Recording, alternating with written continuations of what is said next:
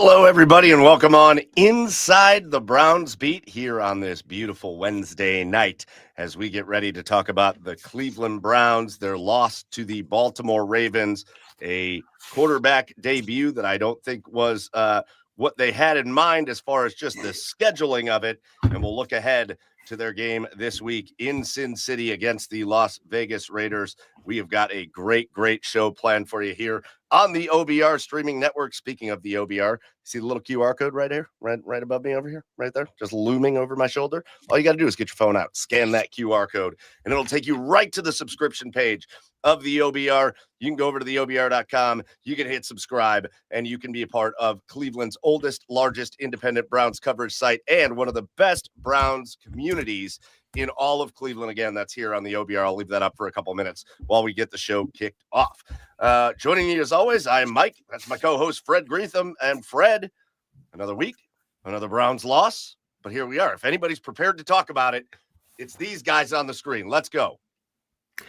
Absolutely. Another loss. You know, we're now at 10 games in. I've got to talk about one win, the Dolphins, because I wasn't here the week they beat the Packers. So it's been a drought, that's for sure. Now you got 3 winnable games coming up. The Raiders, 2-8. 49ers, okay, they have a winning record. But then you come back the second home game with the Titans, who are, I think, 1 win. So, you know, where are we at? Do you want them to win?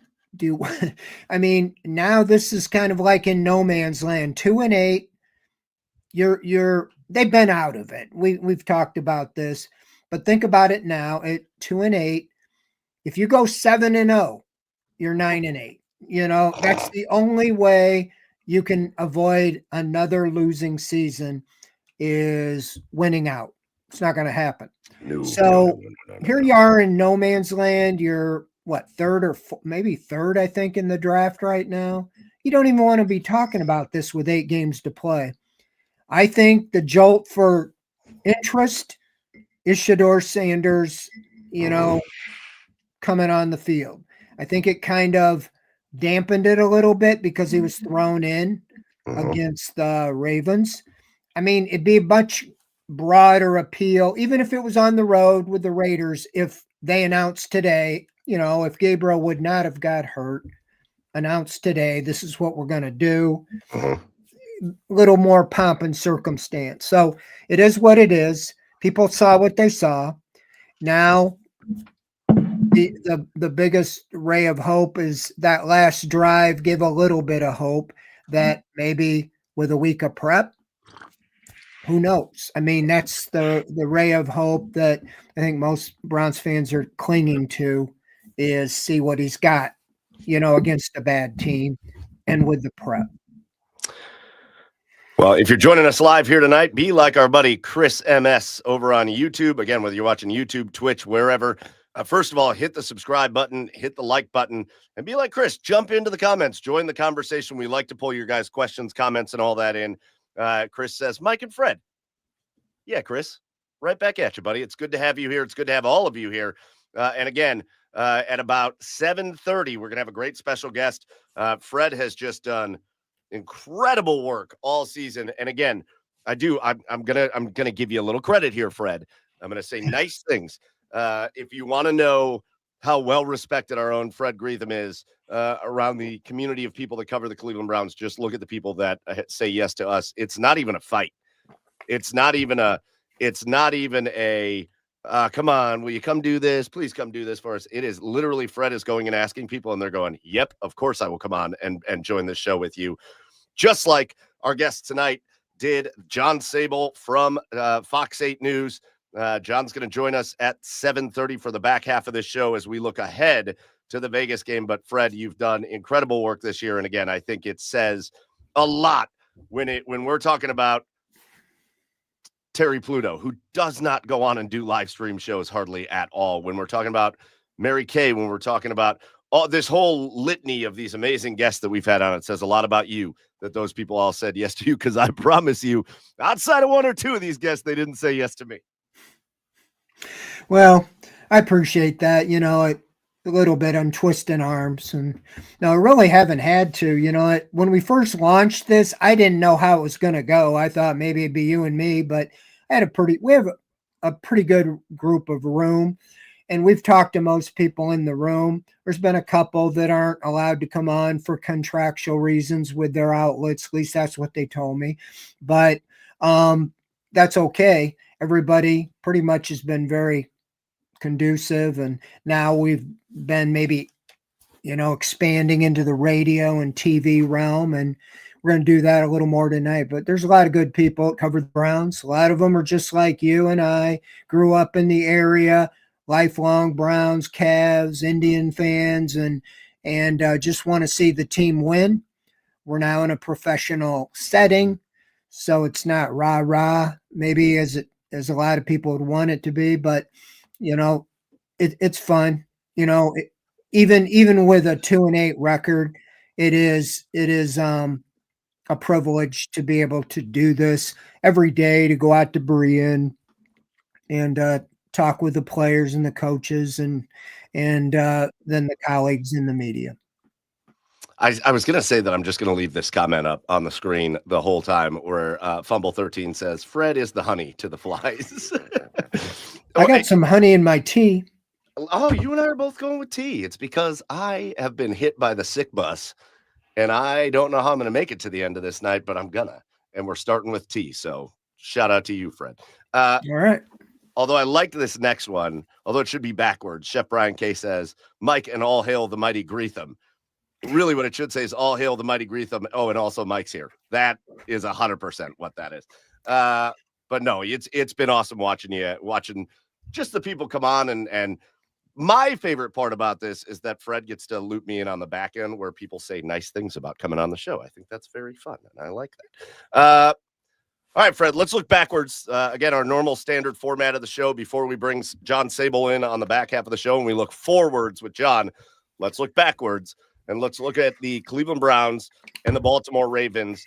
And while we mostly know what the outcomes of these games are going to be going in at this point, Fred, and I know you're talking about winnable games, but the New York Jets was the winnable game, and they lost it.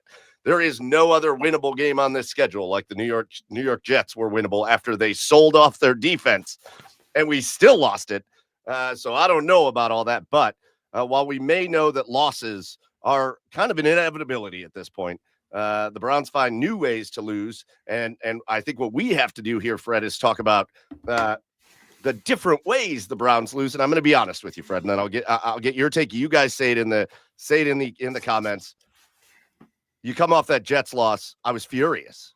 I mean, that's embarrassing. That was embarrassing, the way they lost to the New York Jets, the way they gave up the 2 special teams touchdowns, and the way that it just felt like they kind of gave up. You've called them fragile all season long. That's been your word to describe the Cleveland Browns. Man, oh man, were they fragile in that Jets game.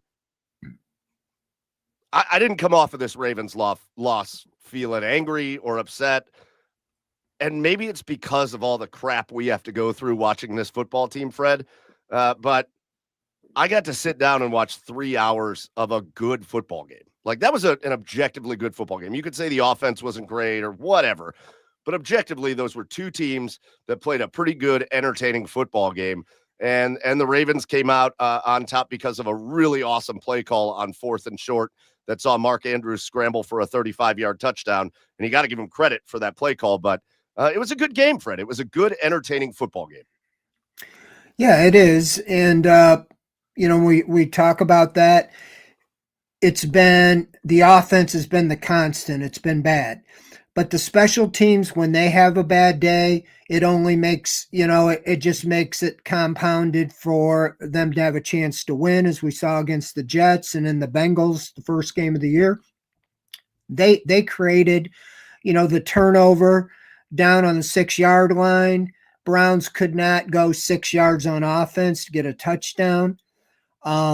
The field goal kicker made the kick. So the special teams and the defense did their job. But again, the offense, I point to 4 times inside the Ravens 30, and they got 3 field goals. Mm-hmm. One on the 6 after the fumble.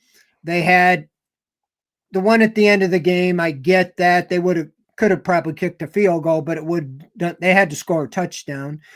And so that's what hurt. In the first half, you got 9 points when you had 3 times down there in the red zone area, and you couldn't come up with a big play. So that's what we've seen. You're hoping beyond hope that maybe Shedeur Sanders this week, with a full week of practice and a game plan designed for his skill set, that maybe we'll be able to see some semblance of an offense. We talked about the Jets. Even though they traded away their 2 best players, it might have been because they were ranked with those 2 best players, but they were ranked a little higher. When it comes to the Raiders, they're 24th in the league. They're giving up 25.3 points a game. And that should be a sight for sore eyes for the Browns offense, which is averaging 16 a game. We've said it all year. If you could get north of 20, you'd have a good chance, because the defense is holding the opposition, to overall it's 23 points, but a lot of that's because of, short field given up by the offense on turnovers and so forth. But the defense is keeping you in games. And so it's on the road, where the Browns have lost 13 in a row now. And so they haven't won since the second game of the 2024 season down in Jacksonville. So this have a lot of firsts to it. You got your 42nd quarterback since 1999 starting. Wow, think about that one. And I think he's the 18th rookie to start a game since 1999. So, who knows what can happen, but at least there's hope. There's optimism. Might not be much different, but the young man's very confident. We talked to him today, wrote a couple stories about what he had to say, and and what Stefanski and some of the players said as well. So check that out on the OBR.com. But yeah, I mean, it creates a little interest for me. I think it's the right move. I'm glad Stefanski just came out today and said that he's going to start, because he left the door open saying if Dillon gets cleared, he'll start. Well, what if he's cleared on Friday? What if he's cleared on Saturday? But he came right out, because today was the first day of practice. And so Shedeur, all that stuff about first team reps is out the window. He got them today. We wrote about that on the website. So check it out again. But, like I said, it kind of took a little gloss off that he got thrown into the fray. I don't think that's really how you wanted to do it. Obviously that's what the job of a backup is, but I don't know why they put him in that position. If you really wanted to wait until he had a week of practice with and prepped him, you could have had Bailey Zappi as the backup, but they didn't even have him elevated or active. So that's what you get. In fact, the precarious part, Mike, is you realize, he goes in the whole second half against the Ravens, and with the concussion deal, anytime the doctor could have called down and said, hey, take a look at 12. Then what are they going to do? Run David Njoku and the Wildcat? I like that idea. Myles Garrett, maybe. He's got to be able to. He'd be hard to bring down at least. I don't know if Kevin would do that, though. Yeah, that's true. That's probably fair. All right. So listen, I don't want to. I want to let our special guest chime in on this, but I know it's the hot button topic, and as we discuss last week's game, that was the big news. You go into halftime, the Browns are up at the half because they got the defensive touchdown and they kicked field goals. But defensively, they played spectacular. We will get to that in a minute, because man, oh man, what they did to Lamar Jackson in this game, they had him in a blender in this game. It was awesome to watch, and all of them were good. But let's go to the big news, which surprised a lot of people coming out of the half. They go into the half. Dillon Gabriel seemed okay.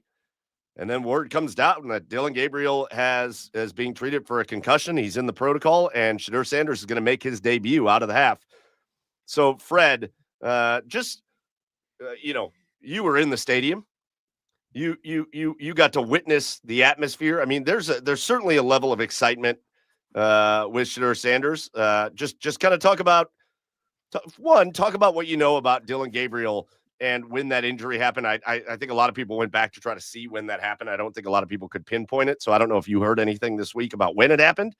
But then too, just the anticipation coming out of the half and knowing you were going to see the debut of Shedeur.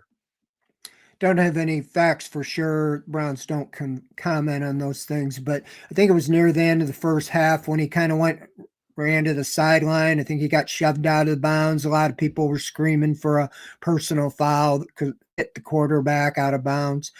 I can't confirm that, but as far as I was there the night Baker came in when Tyrod Taylor got hurt. That night, the stands it was electric. If you remember, they had the beer fridges. You probably knew that. They hadn't won, and he unlocked with that win. But first play, threw a deep ball over the middle to Jarvis Landry. It just was electric. Now, given he was the first pick in the draft, and that was the third game of the season, if I remember right. So everybody was still excited. I mean, right now, the Browns were playing 2-7. They were getting into it.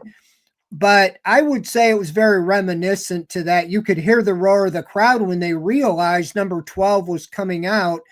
It wasn't announced, and it was just when you saw who was at quarterback. And so it was kind of a slow swell or a roar. But as far as, Sanders, after the game, he addressed that he didn't say, but there was boos, and incomplete passes by Dylan Gabriel and the way the fans were reacting to everything Gabriel did. He's kind of in a lose-lose situation. And Sanders kind of addressed that and said, that's not right. I appreciate the support, but not basically at the expense of my teammate. So with that said, he comes out, he throws a 5-yard out to Tillman, and everybody you'd think he threw a 95-yard bomb, And then he had the completion to Njoku, 7 yards, and then you had the lull, the interception. You just had a lot. But I think everybody was anticipating, and then kind of took the air out of the balloon when he got the interception. And then we saw what he'd been criticized, where he turns his back and takes off running and gets sacked, 2 bad sacks. I mean, not just going right down for a 5-yard loss, like a 12 and a 15-yard sack.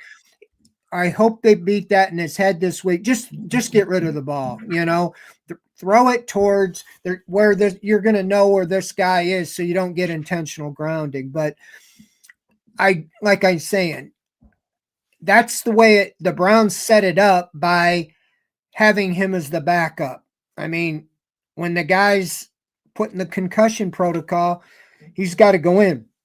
The Ravens isn't the defense we remember DTR's first game was against the Ravens with no prep, and he got swallowed up. What gives me hope is the final drive, when nothing had really happened good. He comes out and hits Harold Fannin for 25 yards, a really nice play. Mm-hmm. And you're like, oh, right. And then he hits Judy on 3rd and 10, and they get the first down. They have the first down, the 25. He throws into the end zone.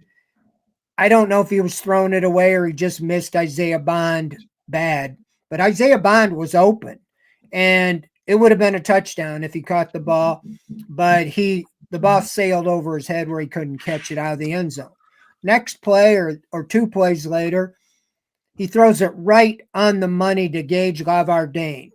I got blocked because fan in front of me, I'm in the press box, stands up, and I thought he caught the ball because it was right here. I see his hands, and then you see on replay that he caught it, but he didn't. He let a woozy come in and knock and grab it out of there. It's a good play by the defender, but you got to hang on. That's a touchdown. Then you're in a position to kick the extra point, go to overtime, or even go for 2 and win or lose the game then. But didn't get to see that. So that's what gave me hope. was he threw the ball into the end zone where I'm sure the same type plays Gabriel has been checking it down.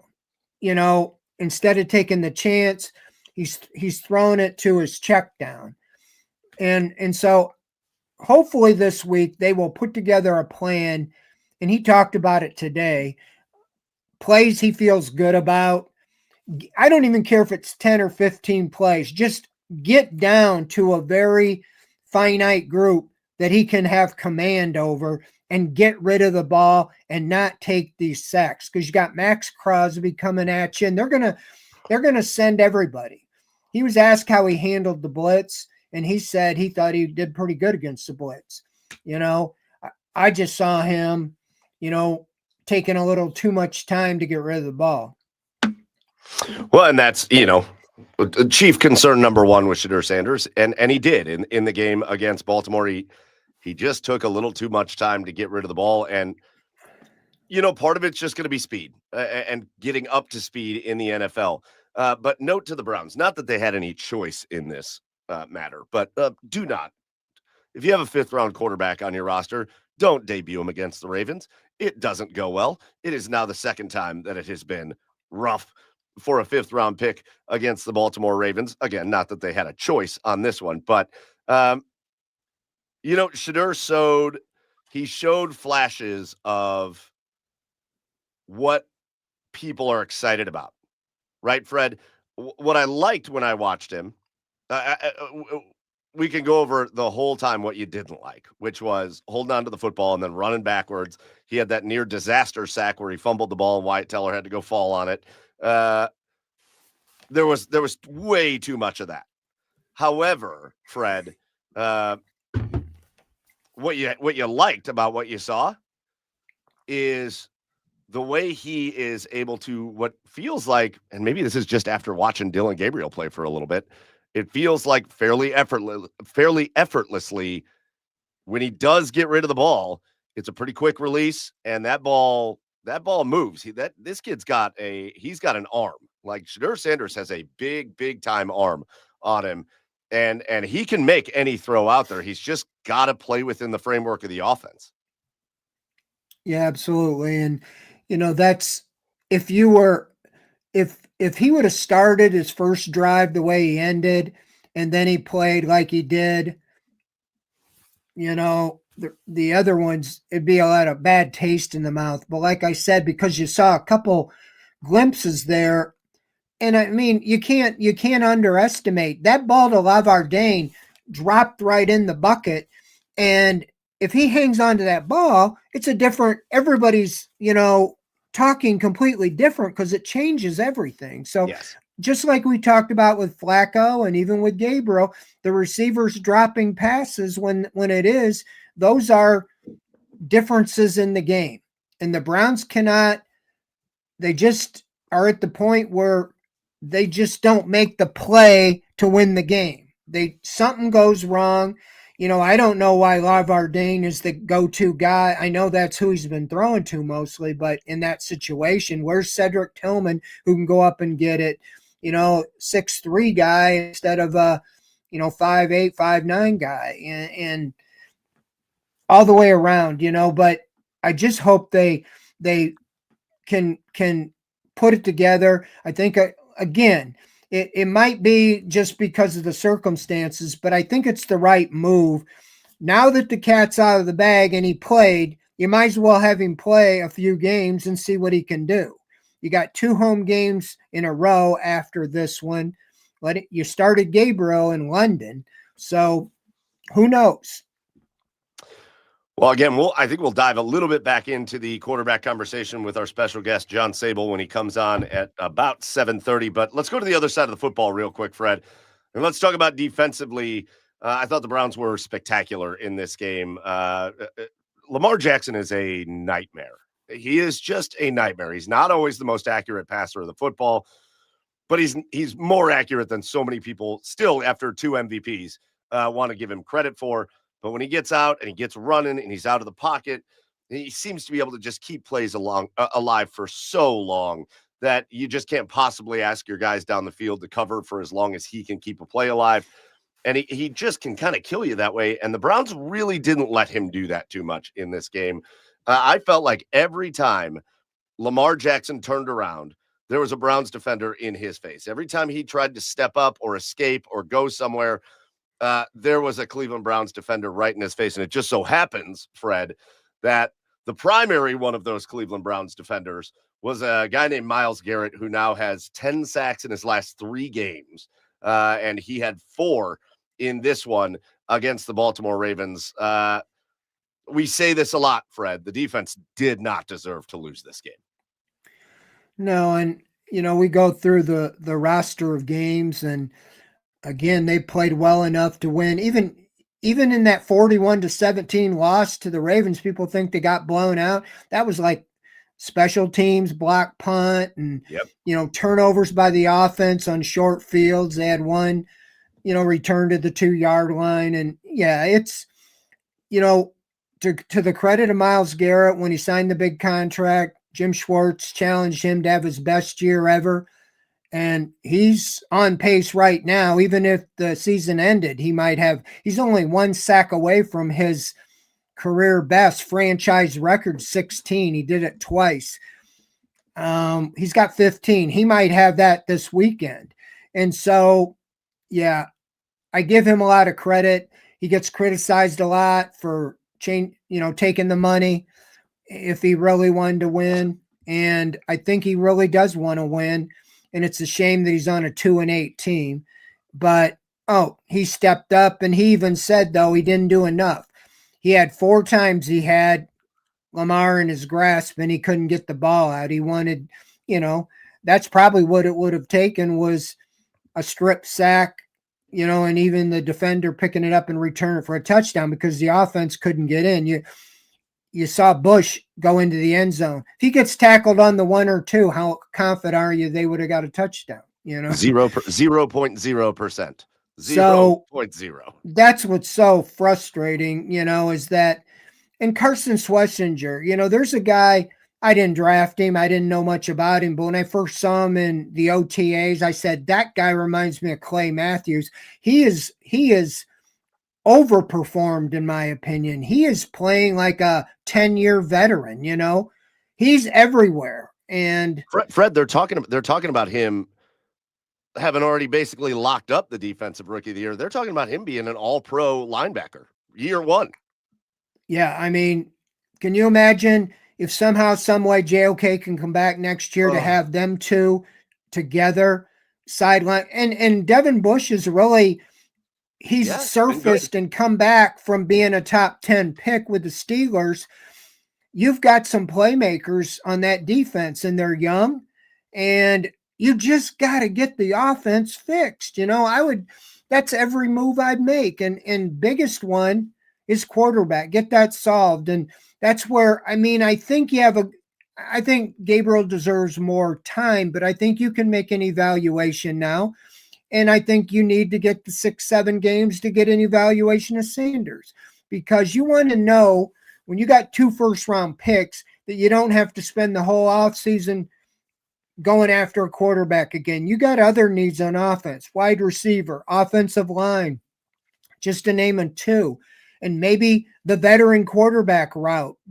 Everybody dismissed the Daniel Jones last year, and now who's that guy this year? Mac Jones? Who knows?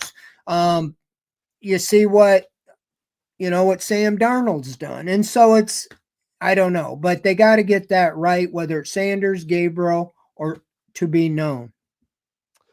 Well, it's about time for us to get into the second half portion of the show, where we bring in our special guest. All I want to say, though, as we wrap up that conversation about the game against the Ravens, and we talked about Myles Garrett there a little bit, I think we need to start talking a little bigger here, Fred. Myles Garrett has 15 sacks with 7 games to go on the year. The NFL record's 22.5, held by Michael Strahan, and that was tied, I think, at 21 by TJ Watt.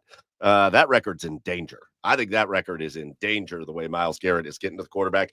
And somebody said it in the comments, and I meant to flash it up, but it's certainly helping Myles Garrett when Mason Graham is just destroying the middle of the offensive line and pushing Myles Garrett's getting cleanup sacks. He's never gotten cleanup sacks before, and he's getting cleanup sacks. It is a heavenly world for him right now.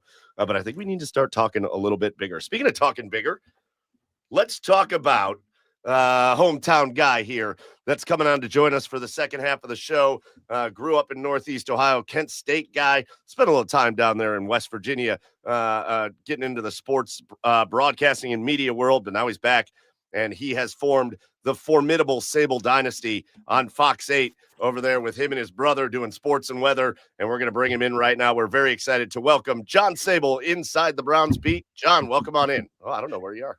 Hold on, we got to find you. I have no idea what this. Hey, there you are. I don't know why that looks so weird, but we're just going to do it like this. There we go. Hey, John. What's up, John? Hey, Fred. Hey, Mike. Thanks for having me on, man. How you guys doing? We're doing great. We've just been talking about, probably, you can guess what we've been talking about. We were trying to talk about last week, but we like to open up, talk a little bit about our guest. A lot of people see you on TV and they don't get to know you as a person. When you come on a lot of these shows, if I go on or you go on, it's straight. What do you think about this? What do you think about that? We want to kind of get, your journey. Mike alluded a little bit, but you grew up in, I think, Hudson, right? Yep. And then went to Kent State. Kent State. Yep. Kent State alum. And Mike, you said West Virginia, worked in West Virginia for about 4.5, 5 years, 2 different stations there, Beckley and Charleston, Huntington Market.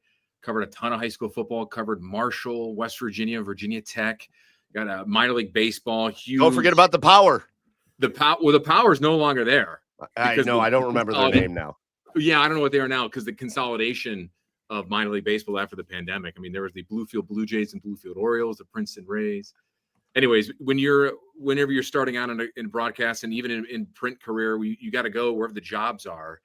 And for me, it was Beckley, West Virginia, in a mountain town. Everyone in Ohio, it seems like, especially Cleveland, they all go down to Hilton Head and Myrtle Beach, right down the interstate. You pass the exit, you pass the toll booth, the last toll booth, and you go through the state. The station's to the left. You can see it right in the toll booth. It's so funny. But no, it's fun to get back to Cleveland after West Virginia. I was in Tampa for almost 9 years. Living down there, covering the Buccaneers, the Lightning, and the Rays, and all the college football down there. And then fortunate enough to get back home here in Cleveland almost 4 years ago now to cover hometown teams. So it's good to be back to Cleveland, that's for sure. John, how much time did you spend in that truck stop down there by Beckley? That Tamarack? Oh yeah, that one. Tamarack. That wild truck stop. Yes, it is. It's funny because when I would have buddies come down to visit, they'd always wanted to go there because there's like a food court there. Yes. And I don't know if it's still there, Mike. It might be. I mean, Tamarack is the food court. They built a brand new one. Yep. Yeah, it's a new food court. Wow. I don't know if I assume it's probably better. Hopefully it is. Because when I was down there, this was 2009, 2010, part of 11. The food court part of it was kind of going downhill. So I'm glad they built it back up and hopefully it's more modernized. I got to tell you, Beckley. Okay, I go to college, Central Ohio, and my roommate's from Beckley, West Virginia. And I was a baseball player, recruited. I didn't get a lot of honors in high school, but I was a center fielder. And my roommate was a center fielder from Woodrow Wilson High School in Beckley. And he was second team All-State. And I kidded him all the time. I go, so you couldn't beat that other guy out from the other high school to make it, huh? But I laugh every time because we were such good friends. We were best friends. And Beckley, West Virginia always would say, come on down to Beckley, and we can go on the West Virginia Turnpike. It's a modern 2-lane highway, and back then it was just like a, I don't know, regular road here, like 2 lanes. That was absolutely, because it's the only way through the mountains, and it cost you $5. And this was in 1980, so now it's a little more than that, but it's a thoroughfare, but that was cool. And so it made me chuckle when I think of Beckley. I have a lot of good memories. Went down and couldn't find anything level down there. His dad was a pastor at a church, and they had a field, and left field, you stood up on a hill. Okay. Right behind third base I never seen a field, believe it or not. I said, how do you, he stood in left field up on the mountain hill to play. I went, this is the strangest I've ever seen. But Oh, that's outstanding. I wonder what high school that was. But it's funny you say Woodrow Wilson. They're the Flying Eagles, and yeah, that was the school in Beckley that we would always cover a lot of. And the football team wasn't very good when I was down there, but man, like it's funny. I tell us everybody. I tell us all these young broadcasters and even like print writers, college kids that reach out and want to know advice. And I always tell them, listen, you got to go where the job is. And even though you don't want to move wherever you want to move or where you need to move, you have to do it. It's not the end of the world. You have to do it. And it's for any job, any career. You got to go where the job is. And I'll tell you this, some of the best fun 2.5 years I ever spent was in Beckley in this business. And it was you go there to make your mistakes and have fun and learn. And that's what I did. And I embraced it. And then I moved up to Charleston, just, 45 minutes up the road, which in Beckley, people called it the big city because it's the state capital, which isn't all that much bigger, but a lot more to do. But covering some of those Marshall, West Virginia, and especially I did a lot more Virginia Tech games was a lot of fun. And that back then, Virginia Tech was good. They were going to the Orange Bowl. They were a top 10 team. And Tyrod Taylor was the quarterback of those games. Yeah. Those teams. Well, that was fun, and it's good, some stories. Let's kind of pivot a little bit. The first half hour we talk about last week, but we ended up talking about one guy in particular. I want to get your take, of Shedeur, and what do you think? What's your take quickly on last week's game? But what are you looking forward to this week, and what's your overall, outlook on this? Yeah, Fred, I think last week's game went exactly how we all expected Shedeur's debut to go if he got pulled in. I mean, they were not going to play him, until one of two things happened. Dillon Gabriel got hurt or would get hurt, or if Dillon Gabriel completely floundered, weeks and weeks down the road, and you're looking at like middle of December. Now you need to know what you get out of your 5th round pick. So he got hurt, in concussion protocol. So a lot of his bad habits that we saw in training camp, Fred, and you and I always talked about it in the summer, and then we saw it in the second preseason game, came to light, and that's holding the ball on too long, having a hard time reading the defense, lack of chemistry with the players, with receivers, which is not his fault because he hasn't taken reps with the first team, but going backwards instead of forward, running around, not throwing the ball away. And then when he does, one thing that defense key in on him, he likes to, go to the third option in the check down. Doesn't let the plays materialize a little bit, panics too much. Listen, that's not a knock on Shedeur. That's just any rookie that is not used to the game, speed, and then the players around you. That could be anybody. So when he came in there, I knew for a fact we were going to have a lot of problems, and we did. Now, he felt comfortable that second series, towards the end of the game. And, now this first week of getting the first team reps finally here should give him a lot more ease. A couple positives, I think, from that outing was that he was poised in the pocket. Didn't seem to get rattled except maybe that first series, but that just trying to get the flow of the game. But, he didn't shy away from anything. And the kid, one thing that we all know, it doesn't lack for confidence. And so, he's confident himself. And I thought the way he handled himself in the post game was, first admirable, what he said about Dillon Gabriel and the fans booing, but also the way he's always saying he needs to improve and, he needs to prove himself, and he knows that. So now for this first week, let's see what he can do getting the reps and starting to develop some chemistry with his line and his receivers. It feels simple, guys. But if we evaluate this moving forward, I think he did show you enough to know that there's going to be a lot of boom or bust with Shedeur Sanders, and that's the player is going to be, especially as a young player that's learning his way into the NFL. And that has to be the key for him, right? That has to be the key, is to take your shots on the boom plays, and that's what he did in this game. They didn't hit, but he was making throws downfield. He made the nice pass to Harold Fannin. He went for the end zone a couple times when the Browns, I feel like, never go for the end zone ever for any reason. And they're going to hit on some of those plays over the course of time. What he has to do is just avoid the way he plays and the way he can just let his kind of turn his back and go the wrong way. He can make as many boom plays as he wants, but one of those bad plays is going to bust an entire drive. So he's got to avoid those bus plays. And going into Las Vegas isn't good at a lot of things in football. They're not very good. But that front four, led by Max Crosby, gets to the quarterback with pretty good efficiency. And they're going to be coming after Shedeur. So he's got to find a way to stay out of those bus plays. Well, it's interesting you say that, Mike, and I totally agree with you. Look what happened in the last game. When he came in there, what did the defense do? They just brought the house. They just started blitzing him the first, because, hey, the opposing team knew at the time, hey, listen, the Ravens knew that he hadn't taken first-team reps, and he knew he was a rookie quarterback in there, blitz. And the Browns receivers are the worst core in the NFL.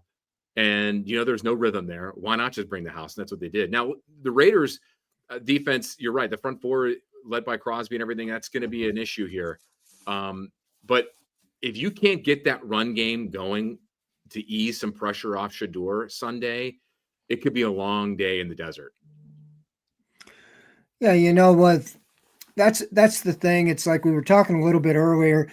Get your take on this. Why did you put yourself in that position if you knew he wasn't ready to make him the backup, knowing nowadays in the NFL with a concussion and a doctor sitting up there anytime can say, check out number 8, and you have no choice and you have to put the guy in.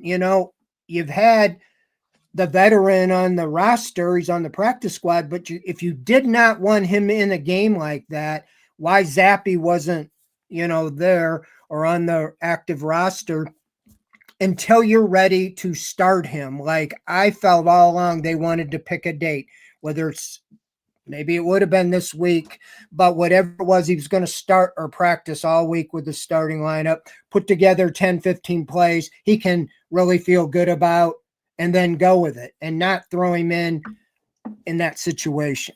Yeah, Fred, I thought it was very odd that they didn't have an emergency starter with Zappe. I mean, I don't know if it was a numbers game because they wanted somebody else to come in on a different roster spot because, with the expanded rule, you have an emergency quarterback. And when you have two rookie quarterbacks, 1 and 2 right now, why not have a third in the event something happens? I thought that was odd. I don't know what the reasoning would be behind that. He's got the role is, interrupt you a little, sorry, is you got to be on the active roster. Like Zappe couldn't be the emergency third, even if he's elevated. You got to put him on the roster. So it's like you're signing, 53rd guy on the roster to be a gunner on the punt return team. Why not? Isn't it a little more worth? They didn't learn their lesson when they traded Josh Dobbs, and you only had, a 5th round pick, rookie start against the Ravens and get annihilated. Here you had one play away with a 5th round pick, as Mike pointed out, to play the Ravens. And so they just feel like, we'd rather have that 53rd roster spot, some special team guy, instead of the insurance of at least having a veteran quarterback, unless you're saying, that's fine, we'll throw him out there. You've heard Stefanski since day one. We're very intentional about our plan. We're very intentional. That was making a point that we're going to put him in when we're ready to put him in, and yet you have him as the backup, knowing everything's out the window when Gabriel gets hurt or something like that. Yeah, and you're right about the rule. I guess my thing is I'm still surprised they still didn't do it if they still wanted to have a special teams guy in there. Because you're right, you needed to elevate him from the practice squad to the active roster. Then you got to drop somebody, which, I mean, at this point in time, what difference does it make? This team's not going anywhere. Exactly. So, I kind of understand that. But at the same time, it's like, well, you're going to need to see something out of your 5th round draft pick anyways. So if you want him to sink in the middle of a game, an injury situation, then he's going to sink. Then Shedeur sunk. Not to his fault. It just, the Browns set him up to fail in that game just because of the lack of preparation. The whole notion of, well, he never took the first team reps. And, Fred, if you go back to rookie minicamp, we were talking, and then training camp, we all thought at one point in time, okay, well, he's not getting it now, he'll get it then. He's not going to get it now, he's going to get it. And it has never happened. And everyone wants to say now, well, Dylan got it when Joe Flacco was there. Well, Dylan was getting, because Flacco was barely practicing. But and it is kind of the standard procedure, I guess. If you're the first string quarterback, you're taking all the reps, and then you have 4 guys in camp. So how hard is it going to be to like divvy things up?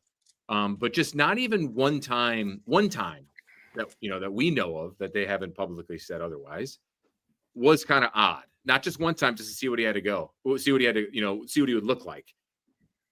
The counterpoint to that, Fred, is we kind of saw what he looked like in the struggle, so maybe it wouldn't have been worth their while in a lot of ways.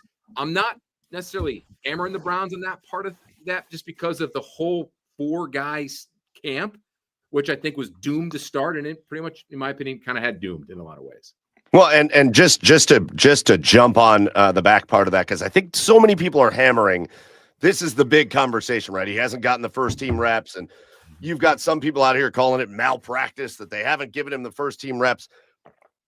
You hit the nail on the head, and not enough people are talking about this. The only reason Dillon Gabriel was getting first team reps was because Joe Flacco didn't need them, although it looked like he did when he was here. Sure. But he didn't need them. He's a 300-year veteran of the NFL. He didn't need them. So on the back end of that, if Dillon Gabriel is going to be the starter, why on earth would you take first team reps away from him? He's a rookie, a 3rd round pick. He needs all the practice he can get. That's the other side of the coin.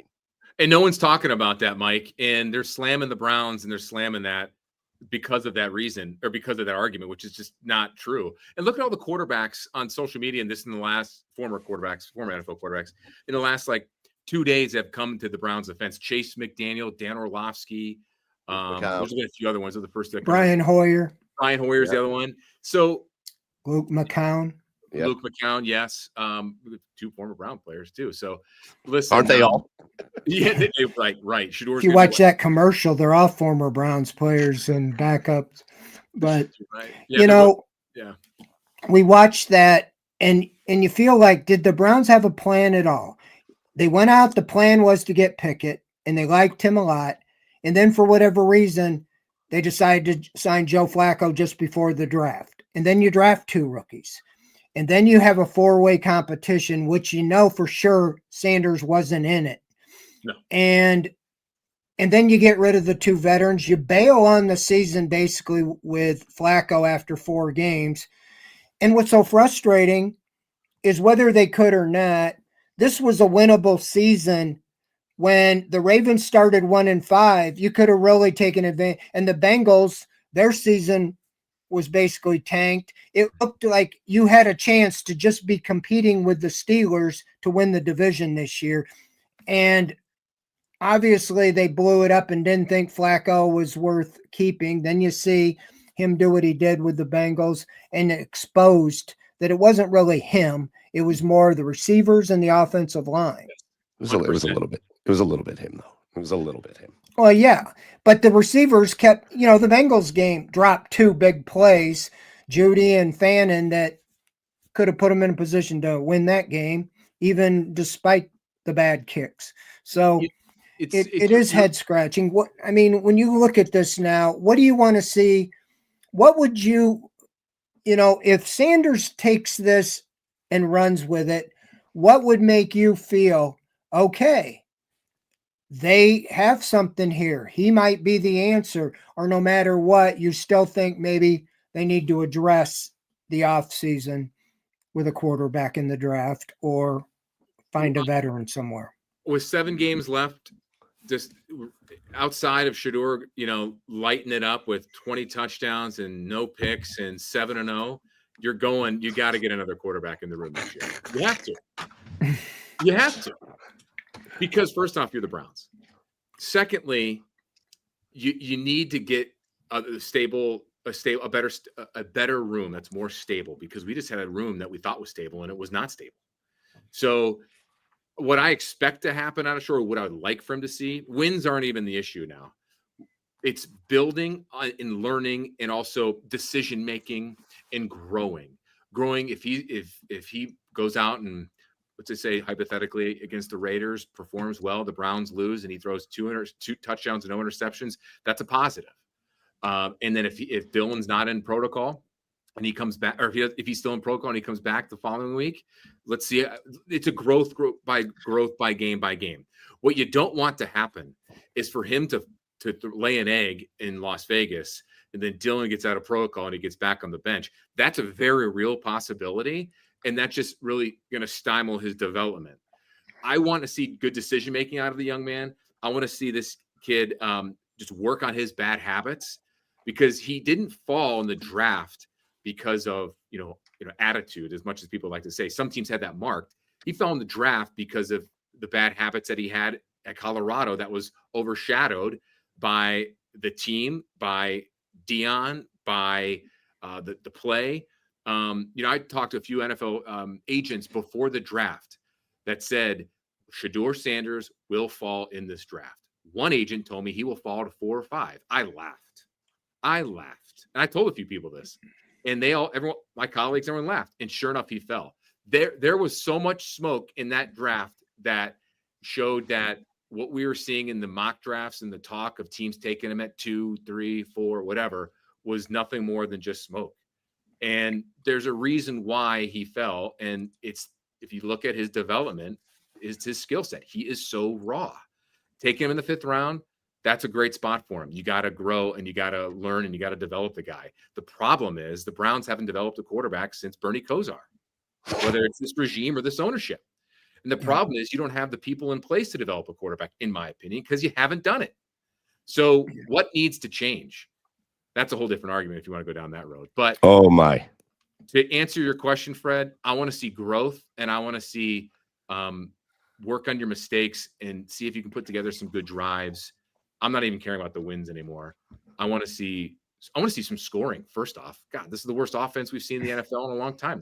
The Browns' 1999 offense, guys, statistically is better than this, and that was bad. And then a Jim Pine out there just opening holes for nobody and right. racking up record kind of holding penalties. Guys, you hit on something there that John that was a big topic in the chat earlier, and I want to bring it back before we kind of get to our last topic of the night.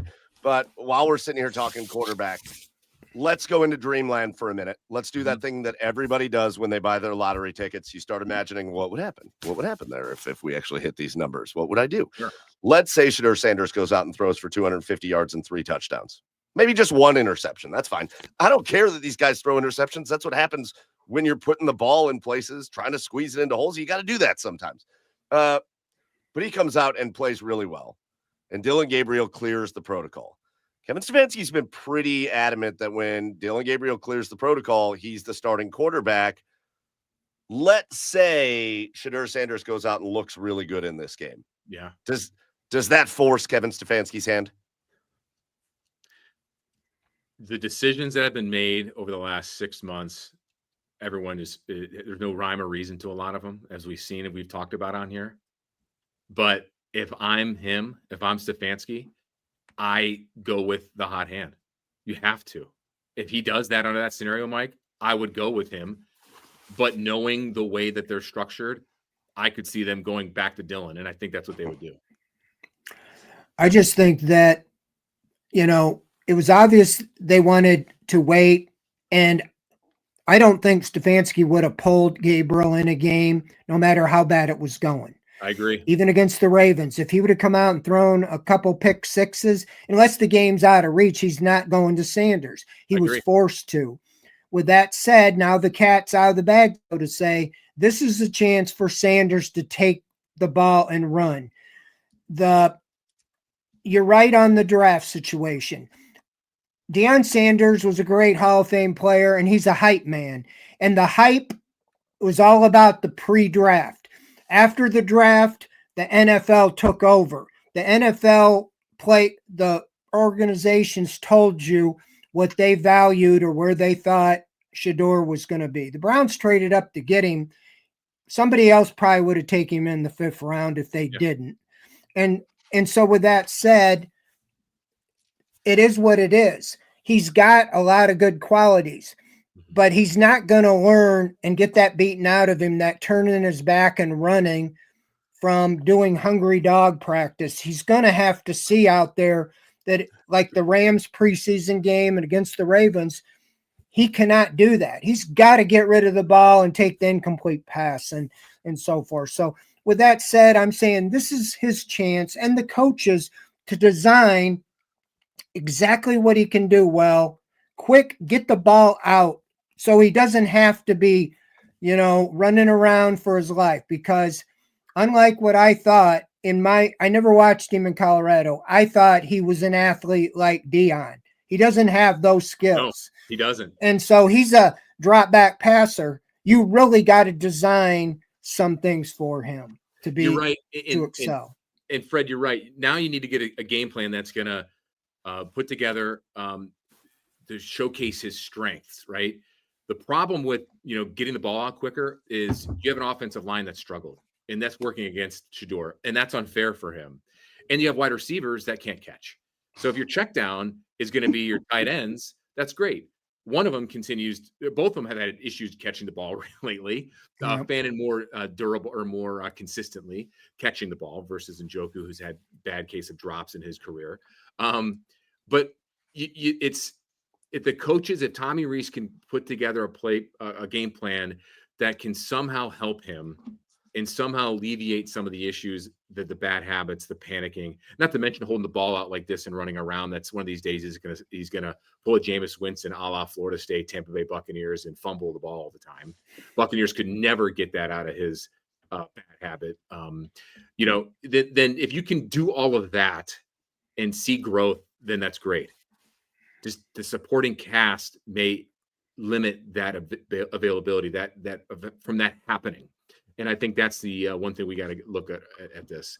This was a winnable season in a lot of ways. Back to your point, Fred, about the AFC North being that way.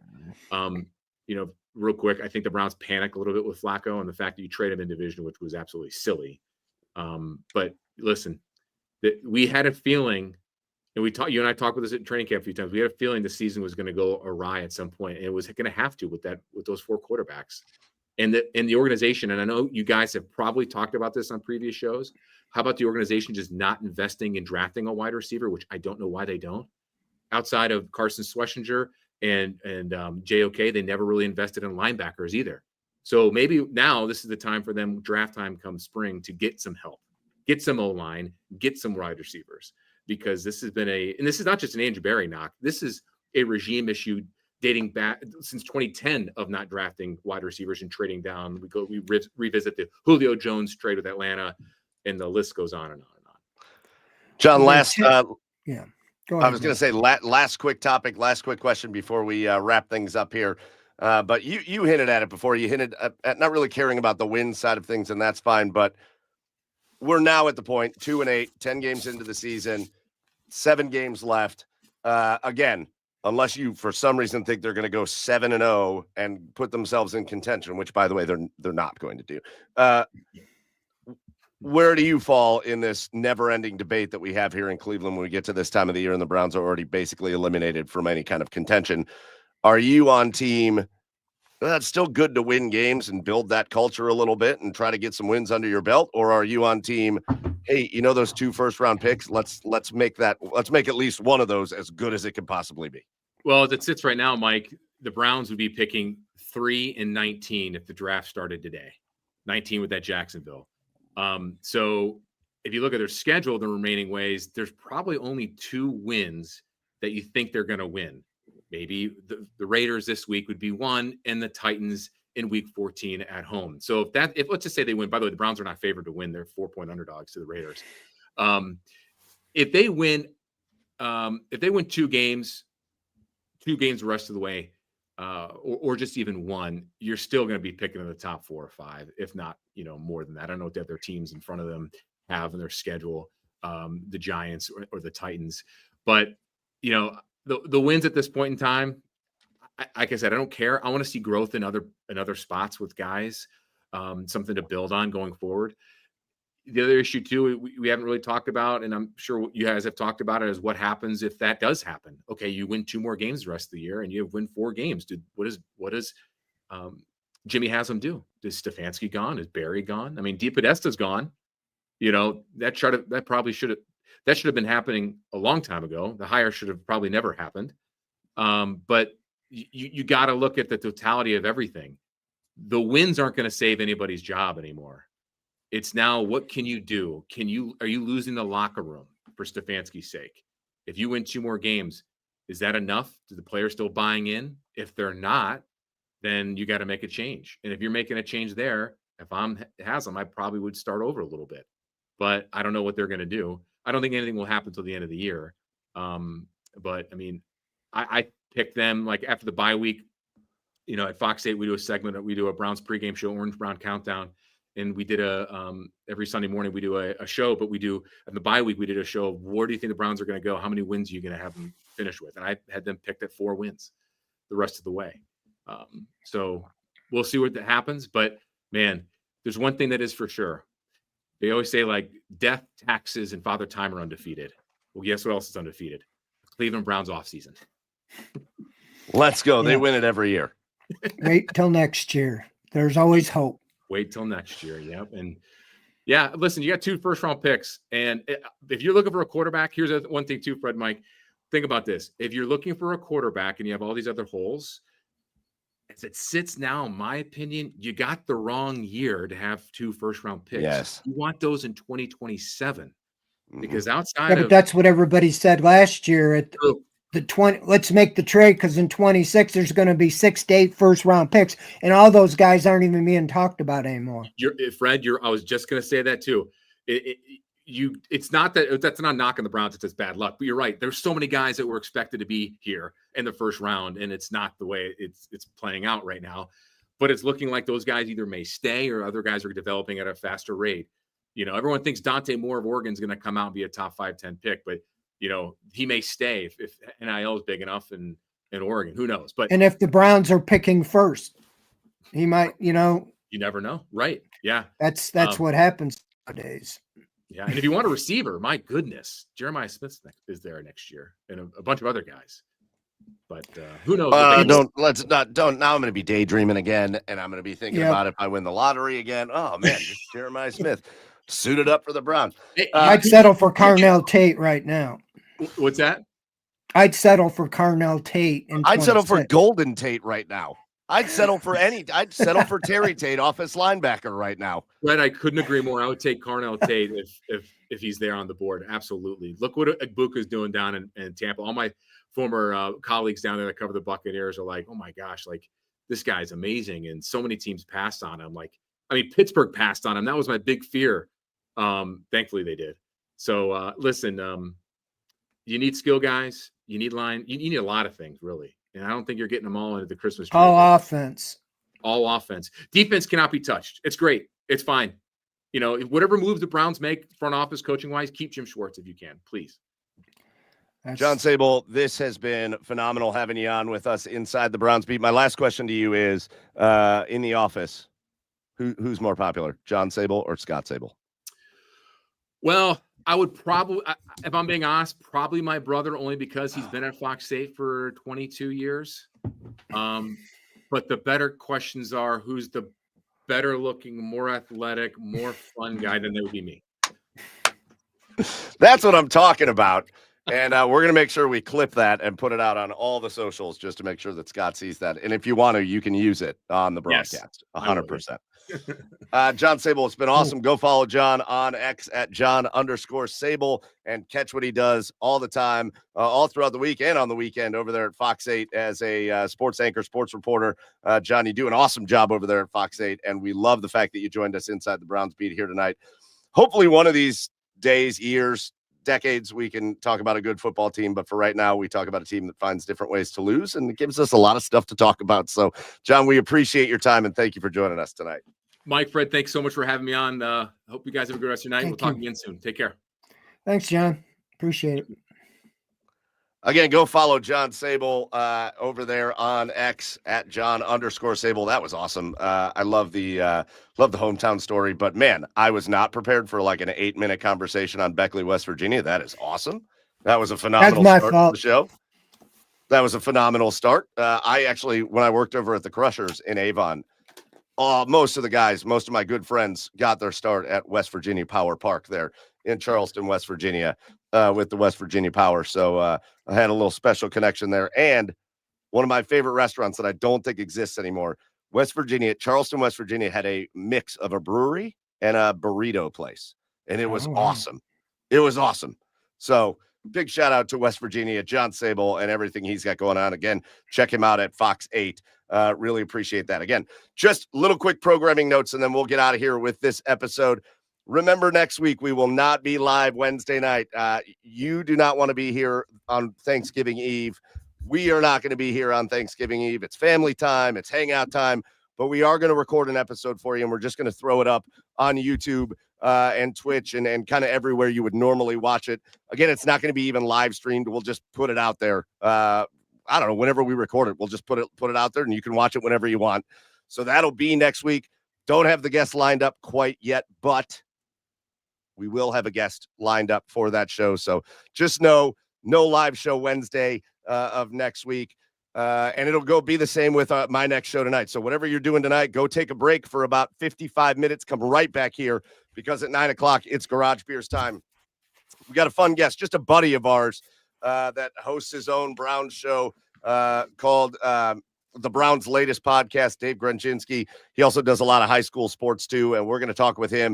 And that's going to be probably a fairly heated conversation. So you'll want to jump in there. We're going to talk college football, the Blue Jackets, and so much more. So grab a beer, get back here at 9 o'clock for the Garage Beers podcast, and it'll be the same thing for Garage Beers next week. No live show, but we'll just record something and throw it out there. So, Fred, awesome time with you tonight. Awesome time with John Sabol. Our last order of business, just to give out our thank yous.